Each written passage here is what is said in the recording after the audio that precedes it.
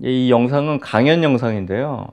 지금 현재 성공미술관에서 열리고 있는 사진작가 크리스 조다 전시가 있어요. 근데 그 전시의 부대 행사로 성공미술관 측에서 저한테 미술과 생태라는 주제의 강연을 저한테 요청을 했거든요. 그래서 그 강연을 1시간 반 정도 했어요. 근데 1시간 반짜리 영상을 만들어가지고 올리기엔 저도 피로하고 보는 사람도 아무튼 좀 지루하기 때문에 약 한 20분 정도로 축약해서 만든 축약본 영상입니다. 예, 보세요. 예, 크리스 조던 아름다움 너머 미술의 공식 너머. 예, 아름다움 너머는 이 성공미술관에서 뽑은 이 전시 제목이죠. 미술의 공식 너머라고 제 이름을 단 거는 이 전시를 혹은 지금 하려고 하는 이 강의를 미술에 대해서 우리가 일반적으로 알고 있는 공식의 그 너머에 있다라는 차원에서 바라보는 거예요. 그래서 꼭지마다 무엇 대 무엇, 그러니까 상반되는 두 가지를 이렇게 어떤 대립항으로 놓고 강의를 진행할 겁니다. 확 넘어가서 아름다움 너머 인톨러러블 뷰티는 이 크리스 조던의 작업의 어떤 프로젝트 명이에요. 그러니까 뭐 견딜 수 없는 아름다움이란 뜻이잖아요. 그러니까 미하고 추 이 두 개는 상반되는 건데 이 두 개를 이게 같이 결합시키는 그런 작업. 그리고 이 앞에 나와 있는 것처럼 이율배반적인 작업 제작법이라는 거죠. 그게 그런 차원에서 그러니까 추로부터 아름다움을 갖고 온다는 거. 그 두 번째는 크리스 조던이 생태 문제로부터 깨달음을 얻어서 사진 작업을 한 거기 때문에 현실에서 우리가 당면하는 그런 문제로부터 창작 아이디어를 갖고 온다. 뭐 이런 차원에서 제 1, 2를 달아놓은 거고요. 예, 먼저 다루려고 하는 건 일단 성공미술관에서 개인전을 하고 있는 크리스 조던이라는 사진가입니다. 예, 이런 작업들이 있어요. 그래서 어느 지역에서 여기 자세히 보면 알 수 있지만 가슴에 일회용 라이터나 아니면 플라스틱 병뚜껑들이 있어요. 그러니까 이거를 이 새들이 알지 못하고 먹어서 아마 뷔페에 가서 이렇게 죽은 다음에 이 뱃속이 드러나는 것 같아요. 그래서 런 사진 연작이 연작으로 이게 작업이 있어요. 뭐 이렇게 그래서 찾아봤더니 굉장히 많죠. 예. 이렇게 좀 연출한 사진도 있고 설마 새가 저렇게 죽고 저 새가 삼킨 플라스틱 그들이 저 주변에 저렇게 동그랗게 동심원으로 이렇게 모였을 리는 없죠. 저거를 아마 작가가 저렇게 연출해서 찍은 사진일 거라고요. 근데 검색을 해봤더니 이 사람이 홈페이지가 있습니다. 크리스 조던 웹사이트는 검색하게 되면 바로 나오는데 저기에 저 웹사이트에 자기가 어떤 작업을 해왔는지에 대한 그 연대기랑 그 카테고리, 범주를 자세히 정리를 해놨어요. 만약에 작가한테 관심이 있다면 웹사이트를 참조하게 되면 될 것 같아요.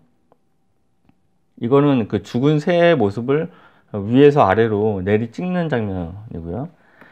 이렇게 그 생태, 해양 폐기물에 관련된 문제는 우리나라도 심각하죠. 그래서 강의 있기 한 얼마 전에 저도 한번 검색을 해봤더니 아주 공교롭게 그러니까 제가 강의한 게 2019년도 4월 6일이니까 바로 그 전달 그러니까 3월 29일 날 이런 기사가 있더라고요. 1000평 그러니까 여기 축구장 반만한 크기라 그러는데 1000평짜리 땅에 10m 높이 쓰레기산이 쏟았는데 이 쓰레기산이라는 게 딴 게 아니라 해양 폐기물이에요. 해양 폐기물을 갖고 와서 처치 곤란한 상태니까 땅 위에다 쌓아놓는 거죠. 그게 전라도에만 20곳이 넘는다. 이게 뭐 전라도만 그러겠어요? 뭐 다른 나라도 다른 지역도 마찬가지겠죠. 뭐 이런 기사가 있었고 이 전시를 갖다 바라보는 크리스 조던의 사진 작품을 바라보는 방법론으로 몇 개를 골랐는데 강의에서 한 두 가지로 잡았어요. 근데 지금 이 영상 유튜브 영상에서는 하나만 골라서 집중해서 하려고 합니다. 너무 길면 안 보니까 영상. 하나는 전묘 방식이고 그리고 이 사람이 제시하는 그 그림들이 사진들이 우리한테 굉장히 익숙한 이미지, 익숙한 도상 그리고 혹은 아주 세계적으로 유명한 어떤 명화를 그대로 차용한 경우가 많이 있어요. 그리고 작품이 담고 있는 메시지가 중의적이다. 중의적이라는 건 두 가지 의미를 다 같이 갖고 있다는 뜻이죠. 멀리서 봤을 때는 아름다운 풍경인데 가까이서 그 사진의 세부를 들여다보게 되면 또 다른 메시지가 있다. 뭐 이런 뜻으로 제가 쓴 거고 세 번째는 전면화된 화면이라는 건 뭐냐면, 그러니까 미술사에서 화면 가득 아주 어떤 패턴이 균일하게 채워져 있는 그런 화면을 그러니까 올 오버, 그러니까 전면화된 화면이라고 보통 얘기해요. 그래서 추상회화, 그러니까 한국 쪽으로 따지게 되면 단색화, 몇 년 전 유행했던 단색화를 들 수 있고, 그 외국 사례를 갖다 든다면 추상 표현주의나 아니면 마크로스코어 같은 그림 있잖아요. 사람들이 되게 좋아하는 그 마크로스코어 같은 그림이 전면화된 화면이에요. 근데 이런 화면이 이 크리스 조단이 사용하고 있는 어떤 방법 중에 하나다라는 거죠. 이게 이 크리스 조던의 유명한 작품 중에 하나더라고요. 이 작품 제목이 뭐냐면 캡스세라. 이 캡스가 플라스틱 병뚜껑을 말한 겁니다. 아, 죄송하네요. 요건 캡스세라가 아니라 캔스세라다. 캔스세라는 캔은 뭐 알루미늄 캔이죠. 그래서 알루미늄 캔 10만 6천 개를 이렇게 촘촘히 다 찍어가지고 이걸 아주 조합을 해가지고 이 세라의 유명한 작품을 이게 차용을 한 거예요. 이 작품은 세라의 바로 이 작품을 그 원본으로 하고 있는 거죠. 이 작품 되게 유명하죠. 그러니까 신인상주의 작품으로 대표적인 작품으로 점을 다 일일이 찍어가지고 작품의 어떤 명암하고 이런 볼륨감을 갖다가 나타내는 작품으로 되게 유명한 작품인데 이 작업을 똑같이 뭐랄까 알루미늄 캔을 모아가지고 완성을 했다는 거죠. 그래서 아까 전에 봤던 작품을 가까이서 보게 되면 이렇게 펩시콜라나 뭐 코카콜라나 닥터페퍼나 뭐 이렇게 우리가 대중적으로 소비하고 있는 청량음료의 알루미늄 캔들이 차곡차곡 쌓여져 있어요. 이걸 쌓아놓은 다음에 사진 찍지는 않았을 테고 아마 하나하나 찍은 다음에 찍은 이미지를 포토샵으로 이렇게 완성을 했을 겁니다. 그래서 두고두고 얘기하겠지만 크리스 조던은 어떤 면에서는 굉장히 방대한 포토샵의 총공세로 이루어진 방대한 포토샵의 총공세로 만들어진 사진이라고 생각을 하면서 봤어요. 근데 이번에 성공미술관에서는 이 세라의 그 원작을 갖다가 패러디한 작품이 왔는데 그 뭡니까 캔스 세라가 아니라 캡스 세라가 왔어요. 그래서 이거는 제가 전시장에서 가까이서 찍은 사진인데 플라스틱 병뚜껑, 그래서 뭐라더라 40만 개의 플라스틱 병뚜껑으로 만든 거래요. 근데 이게 뭘 의미하냐면 미국에서 매 1분마다 생산되는 그 플라스틱 병뚜껑의 양이 40만 개라고 합니다. 그래서 그 40만 개를 동원해 가지고 세라의 작품을 갖다 차용해서 보여주는 거죠. 이것도 성공미술관에 있는 작업인데 이 작품 제목은 디노사우루스의 귀환 2011년도 작업이에요. 그래서 얘를 좀 가까이서 보면 이렇게 플라스틱 가방들의 그 밀집된 어떤 밀집으로 이런 화면이 이루어지는데 작품 그 해설 읽어보면 이렇게 돼 있어요. 24만 개의 플라스틱 가방으로 만들어진 사진이래요. 근데 24만 개의 플라스틱 가방은 뭐냐면 항상 이런 식이에요. 왜냐면 전 세계에서 10초마다 생산되는 그 플라스틱 가방의 수가 24만 개라고 합니다. 뭐 이런 식으로 생태 문제를 이렇게 환기시키려고 아마 이런 식으로 접근을 하는 것 같아요. 러닝 더 넘버즈가 이 사람의 그 유명한 그 프로젝트 명인데 방대한 숫자를 통해서 그 아메리칸 셀프 포트레이트라고 되어 있잖아요. 그러니까 미국의 자화상 매우 많이 대량 생산되는 폐기 불가능한 어떤 쓰레기들을 통해서 미국의 자화상을 본다. 아마 이런 차원으로 아마 이런 제목을 쓴 것 같아요. Running the Numbers on American Self-Portrait 이렇게 가까이서 보게 되면 플라스틱 페트병이라 그러나 페트병들이 있는 거죠. 그리고 또 하나 뭐냐면 아까 말했던 올 오버 전면화된 화면을 얘기하지 않을 수 없는데 뭐 심각한 이야기를 이 사진에서 던져주고 있지만 이 화면 자체는 굉장히 좀 아름답단 말이에요. 마치 이렇게 장판처럼 동일한 혹은 매우 유사한 어떤 패턴들이 반복돼서 화면 전체를 갖다 꽉 채우는 이게 보는 사람의 마음을 압도하거나 아니면 좀 잠잠하게 만든단 말이에요. 근데 그런 그림은 처음 설명드린 것처럼 잭슨 폴록의 그 액션 페인팅에서 흔히 볼 수 있는 그런 경험입니다. 그래서 잭슨 폴록이 이렇게 드리핑, 붓으로 캔버스에다 그리지 않고 캔버스 천을 바닥에다 깐 다음에 안료를 갖다가 이렇게 뿌렸잖아요. 그래서 이걸 드리핑 페인팅이라고 하잖아요. 근데 이런 부분이 이렇게 전면화되는 그런 압도감이 크리스 조던의 여러 사진에서 반복적으로 나타난다라는 거죠. 뭐. 이건 뭐 다른 게 아니고 그 잭슨 폴록의 그림이 저렇게 드리핑해서 과감하게 그려지지만 이렇게 복원하는 과정은 이렇게 섬세하게 복원이 된다라는 점을 좀 보여주고 싶어서 검색하다 사진을 찾아서 갖고 왔어요. 또 하나의 그 벌서스 상반되는 건 뭐냐면 전시장 안과 전시장 바뀝니다. 그래서 이건 또 장소 특정성하고 또 관련됐는데 여기서부터는 크리스 조던이 아니라 다른 사례, 다른 크리스 조던이 아닌 다른 폐품을 사용하는 어떤 작가들 사례를 강의에서 보여주려고 갖고 왔어요. 이 사람은 알레잔드로 듀란이라고 발음해야 되나? 자관 이름이 여기 있죠. 우측 상단에 이 사람도 이렇게 폐품을 자연 환경에다가 임의적으로 깐 다음에 연출한 거죠. 진짜 이 강가에 이렇게 초록색 그 페트병이 있었던 것 같지는 않아요. 이 작가가 임의로 깐 것 같고, 혹은 이렇게 뭐 이게 연출이 아니면 어떻게 이게 가능하겠어요? 그러니까 칫솔들, 버려진 칫솔들을 뒤에서 자라나는 어떤 식물들이랑 대등하게 꽂아놔서 환경 문제를 환기시키기도 하고 약간 유머러스한 화면을 이렇게 연출하기도 하는 이런 작가가 있더라고요. 그래서 이렇게 아까랑 똑같죠. 그 플라스틱 병뚜껑인데 색깔별로 빨주노초 파란 볼을 모아서 자연 환경에다가 이렇게 늘어놓은 거죠. 그러면 어떻게 상충되니까요. 자연 환경이랑 인공조형물이, 인공적인 생산물이. 하지만 보기엔 좋게 만드는 거죠. 이걸 보고 있자니 이 작품이 갑자기 떠올랐습니다. 이거는 환경미술가인데 제가 20대 초반? 중반에 되게 좋아했었던 작가예요. 그래서 이 사람은 낙엽 가운데 빨간색, 주황색, 뭐 노란색, 초록색, 연두색, 뭐 이 색깔의 낙엽을 주워서 저기 자연 환경 위에다 이렇게 임의적으로 배치한 거예요. 이 사람의 이름은 앤디 골즈워스입니다. 이런 사람들은 보통 환경미술가 혹은 자연미술가라고 보통 얘기하죠. 그러니까 이 경우는 전시장 안에서 작품을 보여주지만 결과적으로 말하면, 근데 전시장 안에서 보여주는 그 작품이 대개는 전시장 밖에서 완성돼 가지고 들어온다라는 거죠. 이게 또 앤디 골즈워스, 낙엽을 노란색부터 갈색까지 죄다 주워 가지고 괴상한 토끼굴처럼 만들어 놓은 거.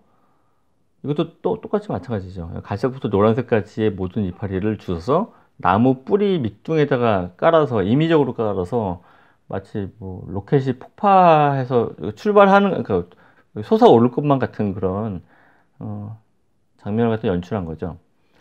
그 다음이 또 유명한 사람이 브라질의 작가 빅 뮤니치인데, 이 사람의 그 예술 작업을 다룬 영화가 2010년도에 개봉한 그 웨이스트랜드, 쓰레기 땅이죠.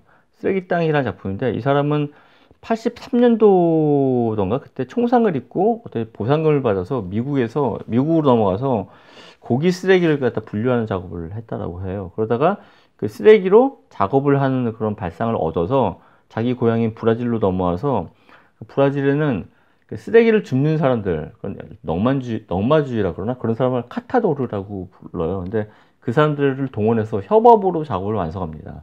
그래서 지금 이 영화 포스터에 나와 있는 이 그림은 알고 있는 것처럼 다비드의 그 마라의 죽음을 이렇게 패러디한 거죠.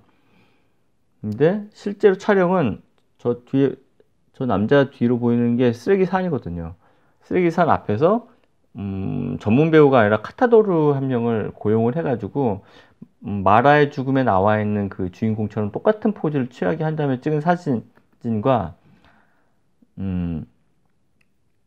예, 지금 여기서 보는 거죠. 그래서 그림이 이렇게, 작업이 이렇게 커요. 쓰레기를 갖다 다 늘어놓고 사람들이 이걸 갖다 바라본 다음에 위에서 사진 촬영하는 거죠.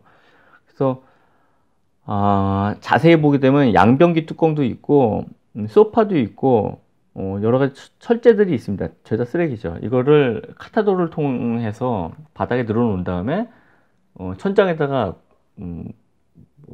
어떤 카메라를 갖다 달아서 촬영을 한 다음에 카메라로 아니, 사진 작업을 출품을 하는 거예요.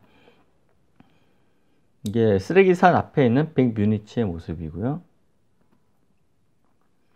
이게 초반 작업입니다. 그래서 스파게티, 그러니까 토마토 소스 스파게티를 먹고 남은 그 재료로 우리가 매우 익숙한 어떤 도상인 그 메두사의 모습을 갖다가 재현한 건데, 그 메두사는 바로 이거죠.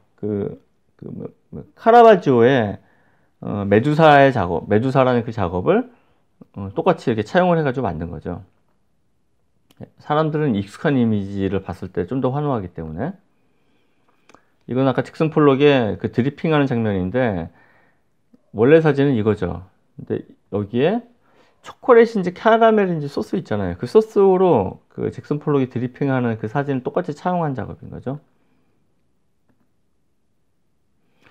그리고 프란시스코 데 파자로라는 사람, 이게 발음이 제대로 된 건지 모르겠네요. 근데 스페인 작가인데, 이 사람도 쓰레기가 버려져 있는 그 현장에서 자기가 그 어떤 흰 테이프랑 몇 가지 채색을 통해서 어떤 조형적인 이미지를 이렇게 만든 다음에 이 장면을 사진 촬영을 해가지고 제시를 하는 그런 작가가 있더라고요. 뭐 이렇게 이거는 이게 작가가 작업을 하고 있는 과정을 누군가 찍은 사진 같아요. 근데 검색을 해봤더니 바로 이 작가 프란시스코 데 파자로라고 발음해야 되나? 잠깐, 이 작가의 전시가 올해 4월 13일 날 삼청동에 알레주라는 갤러리가 개관하더라고요. 근데 그 개관 전에 이 작가의 작업이 출품이 된다라고 합니다. 이건 또 다른 벌서스, 뭐냐면 쓰레기하고 예술, 혹은 정크아트의 확장이라고나 할까? 그래서 발견되는 오브제, 혹은 이렇게 남의 물건을 자기 예술품으로 이렇게 전용시키는 그런 작가들을 이제 갖고 왔어요. 팀 노블하고 수 웹스터라는 작가는 우리나라에도 2005년도인가 국제갤러리에서 개인전을 한 적이 있습니다. 이렇게 버려진 재료를 모아서 조명을 쏘게 되면 남자 여자가 앉아있는 모습의 어떤 그림자가 형성되게끔 잘 이렇게 조합을 하는 거죠. 이 쓰레기를. 얘도 마찬가지고 몇 가닥의 쓰레기를 조합을 해가지고 빛을 앞에서 쏘면 저 벽 뒤로 남자가 서 있는 그런 그림자가 생기게끔 하는 거죠. 이거 좀 웃긴데, 남자하고 여자가 용변 보는 모습을 전혀 담지 않은 어떤 쓰레기의 조합으로 어떤 그림자의 형상으로 나타나게끔 이렇게 연출하는 거죠. 뭐 대단한 능력 같아요, 이런 거는. 이 사람들이 팀 노블하고 수 웹스터고, 다른 사람은 함경환인데, 이분은 뭐 쓰레기 예술하는 분은 아니에요. 근데 남의 물건으로 자기 작업을 이렇게 만드는 어떤 경우, 혹은 남의 노동을 가져와서 자기 작업을 완성하는 경우로 아주 월등해서 제가 갖고 왔습니다. 이 사람의 이 작업은 뮤지엄 디스플레이 2000에서 2010년이라는 좀 긴 제목의 작업인데, 얼핏 봤을 때는 어떤 도자나 공예의 어떤 진열장처럼 보이는데, 좀 가까이서 보게 되면 이렇게 돼 있어요. 포크랑 나이프랑 깨질 수 있는 어떤 유리잔들이 가지런히 모아둔 어떤 공예품 디스플레이 장면인데, 아무튼 이 공예품들, 이 숟가락이랑 이 포크가 해외 이 작가 여행 갈 때마다 훔쳐온 거라고 합니다. 그래서 훔쳐온 작물의 수가 이렇게 많아져서 이걸 마치 뮤지엄 디스플레이처럼, 그러니까 미술관의 전시 장면처럼 연출한 거죠. 이 작가에 대해서 2015년도인가 제가 글을 쓴 적이 있는데, 그때 뭐라고 적었냐면, 이렇게 남의 물건을, 작물이죠, 작물, 훔친 거니까, 갖고 와서 전시를 하는 그런 논리는 굉장히 유명한, 뭐 대형 박물관이나 세계적으로 굉장히 유명한 박물관들이 하고 있는 방식이죠. 얘네들이 전리품으로 남의 그 유산, 유물들을 가져와서 전시를 하고 있는 게 요즘에 아주 유명한 그 박물관들이 전시를 하고 있는 어떤 그런 공식이거든요. 그런 일반적인 그런 역설의 공식을 차용한 것 같다라고 함경화에 대해서 글을 쓸 때 적은 적이 있습니다. 이제 거의 끝난 것 같다. 뭐냐면 또 다른 거는 이게 예술하고 실제 삶이 이렇게 분리돼 있다라고 생각하고 실제로 분리가 돼 있죠. 근데 이 두 개를 결합시키는 거. 그래서 어떤 면에서는 예술의 공식을 갖다 이렇게 차용하는 거. 뭐 그 부분도 크리스 조던을 통해서 볼 수 있을 것 같아서 갖고 왔는데, 여기서 큰 제목에 나와 있는 것처럼 일상으로부터 미를 발견하기 혹은 공산품을 이렇게 응용하는 그런 사례를 갖다 소개하기 위해서 요 꼭지를 만든 거예요. 근데 멀리서 보이는 것처럼 뒷장의 작업들, 뒷장의 파운틴이나 아니면 바이스클 휠 같은 경우는 제가 유튜브 영상 첫 번째, 두 번째, 세 번째 영상에서 이미 다뤘어요. 그래서 그거는 지금 이 영상 끝에 영상으로 연결을 하겠습니다. 그걸 차라리 보시는 게 나을 것 같아요. 그거 말고 지금 얘기하려고 하는 건 뭐냐면, 공산품들이, 예술품이 아니라 공산품들이 예술의 공식을 갖다 차용하는 사례를 한번 갖고 와봤어요. 그게 실제 삶하고 예술이 결합되는 어떤 한 사례인 것 같아서, 예술은 비록 아니지만 이건 젊은 사람들이 되게 많이 좋아하는 가방이죠. 프라이탁이라고. 이 가방은 광고에 나와 있는 것처럼 방수 기능이 있는 트럭 덮개천, 이 덮개천이 다 쓰인 다음에 이걸 버릴 무렵에 얘네가 이게 산업 폐기물이 되니까 얘를 갖다 수거해서 가방으로 만든 경우죠. 그래서 우리나라는 매장이 이런 식으로 되어 있지는 않지만 해외에 좀 큰 프라이탁 매장은 이렇게 되어 있습니다. 그래서 좀 더 가까이서 보게 되면 여러 종류의 가방의 모델이 있는데, 모델 하나를, 가방 하나를, 실물을 저기 박스에다 앞에다 붙여놓고 나머지는 잘 접어서 어떤 넣는 곳에다 다 집어넣었어요. 그래서 그 고객이 그 실물을 보고 거기에 해당되는 저 모델에 해당되는 작은 뒤에 이미지들이 있으니까 안에서 고를 수 있게 한 거죠. 근데 여기서 말씀드리려고 한 거는 이런 거죠. 프라이탁 가방은 생산된 제품들이 세계에서 한 점밖에 없습니다. 왜냐면 산업 폐기물인 그 트럭 덮개를 수거해서 그 중에 무작위로 뜯어가지고 그걸 가방 천으로 쓰기 때문에 똑같은 제품이 전 세계적으로 단 한 점도 없어요. 그러다 보니까 그 제품의 구매자는 마치 예술작품을 사는 것처럼, 예술작품이 유일하게 하나만 있는 건 물론 아니지만 대개는 그런 인식들이 있잖아요. 그래서 마치 예술작품을 사듯이 제품을 갖다가 사게 된다라는 차원에서 예술의 공식을 갖다 차용해서 성공한 사례로 제가 이걸 갖고 왔고요.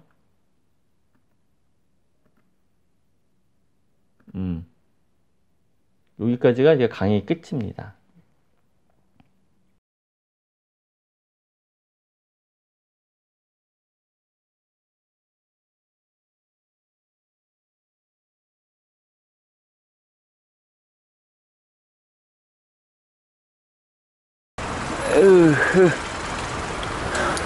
대범정인데 차가 엄청 막히네.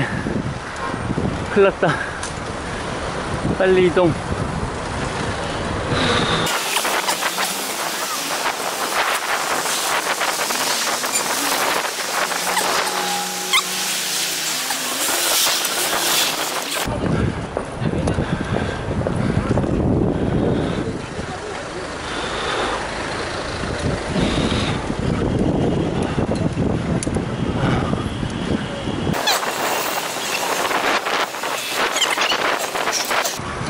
야, 뭐냐?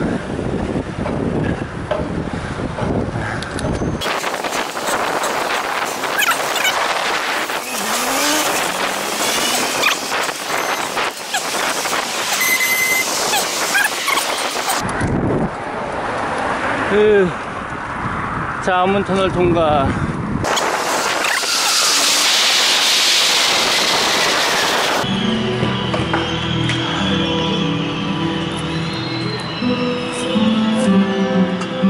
그래서 내가 이걸 두고 왔구나. 이거 어떡하지? Do we have the courage to face the realities of our time? 어떡하나? 때때로 이렇게 외부에서 했던 강연을 축약을 해서 한번 올리겠습니다.